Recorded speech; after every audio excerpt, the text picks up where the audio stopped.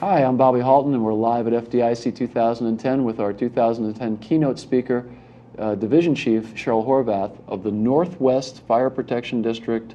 Did I get it right this time? Close. Northwest Fire District. Northwest Fire District, just outside of Tucson, Arizona. Big landmass, 190 square miles, am I get that right? We're about 140 square miles. That's and big. Yeah, we exploded in growth obviously in the early 2000s, and now with the economy kind of slumping a little bit, we're slowing down.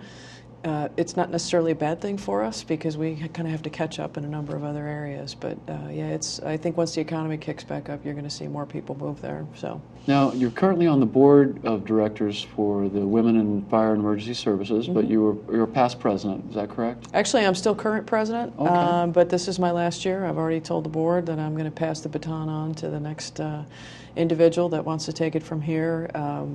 I've served my time. I've been president for 4 years. Served my time. Well, you know, we've made a lot of changes, good changes, and we're involved in a lot more conversations on a national level than we've ever been before. So it's just a good time to kind of let somebody take over from here. Now, you guys hold a great conference. You gals and guys Right, hold a right. great conference. And it's not just for female firefighters. Trust me, they hold a wonderful conference. A lot of men belong to the association.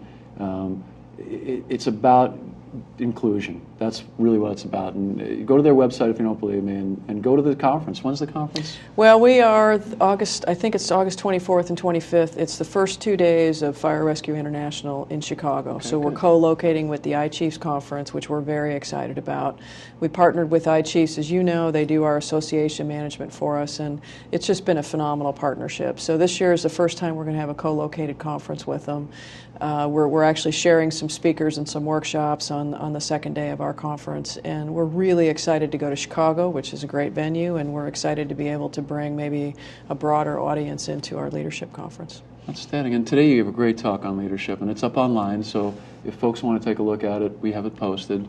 We streamed it live, and it was very, very sincere and very important that people hear that message, because leadership is equal parts followership, how do you say it, commitment, and then initiative. And you really put those three things together in a pretty meaningful way. Well, I tried to come across as really, I'm a product of my life experiences, I'm a product of my various environments that I've had the opportunity to live in, and a product of a lot of people helping me out over the years. And I really want to give favor to those folks that saw me out there in the fire service and said, hey, come on, be part of our team, come help us do what we do. And you know, I'm in an organization right now where I feel extremely appreciated. I feel very lucky, very fortunate. I've got a fire chief and an assistant chief that I work for that have really accepted, embraced, motivated, led me in the right directions, and certainly couldn't do what I do without their support. Well, and you repay those favors. I mean, you're a great friend of fire engineering. You've been doing the connection for us for over a year now. You've keynoted our virtual event, our FDIC. And it's complicated stuff that you deal with, and it's, you know, oftentimes we don't know what we're doing. We don't know that what we're doing isn't we don't know how it's coming across to other people. And I think one of the things that I've picked up from you is that you can't change how people see you, but you can change how you see people. You know, and you can soften your approach and sometimes harden your approach, but you can change how you see others, and I appreciate what you've done for us. Well, and I think that's a key right there, is a lot of times we look out at issues or conflicts that are going on out there, and we always want to push the blame over to the other side of the table. And we really need to look in the mirror sometimes and say, you know what, maybe the approach I'm taking or the person that I think I am really isn't where I need to be. And so everybody needs to own the issues that are going on in the fire service, because the only way we're going to fix them is if we all own them and we all work together to resolve them. And tomorrow you're going to do the diversity panel with Sean Mohammed, who's the president of the Black Professional Firefighters, Frank Ritchie from the New Haven 20, who is a kind of a lightning rod for things this summer, and a very brilliant and gentle and caring man. So it ought to be a great panel, and it's going to be moderated by John Murphy, who's a chief up in the Washington area and also a lawyer. So we should get some incredible perspectives. I'm really looking forward to it.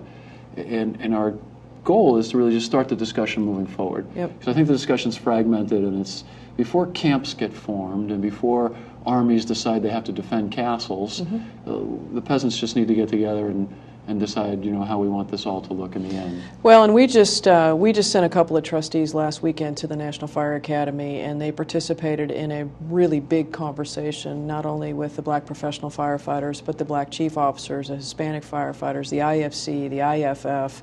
For 2 days, we had folks in a room coming up with some joint policy statements and really trying to have a collective thought in terms of how we move forward in the fire service on diversity and inclusion issues.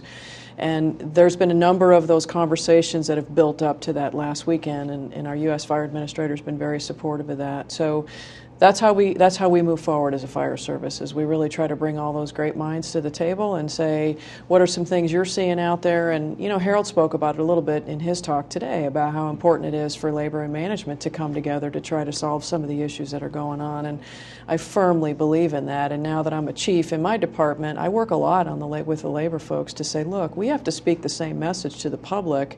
So I think one of the problems has been we have been fragmented, and politicians in particular have told us, you guys are sending us so many different messages, and there seems like there's so many different needs out there. How about getting together and having one message? So, gee, what a concept that would be. Yeah, exactly. So I think the more we have of that kind of movement forward, I really think we can start moving the ball and creating that good momentum that we need. Well, Cheryl, I can't thank you enough for everything you've done for fire engineering and for me, and what a great friend you've been to this organization and me personally. And from the bottom of my heart, we just thank you so much. I know you're real busy, and I know you're...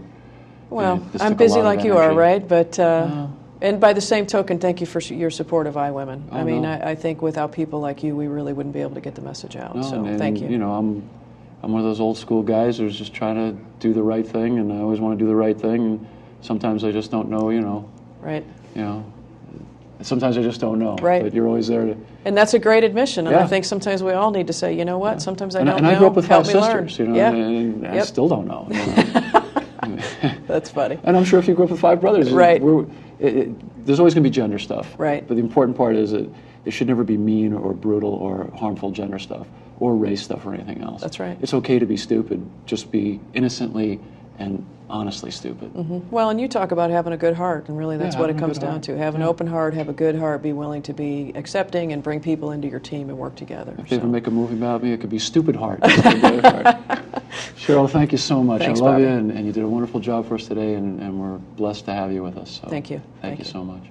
I'm Bobby Halton. We're live at FDIC, and we'll see you again soon.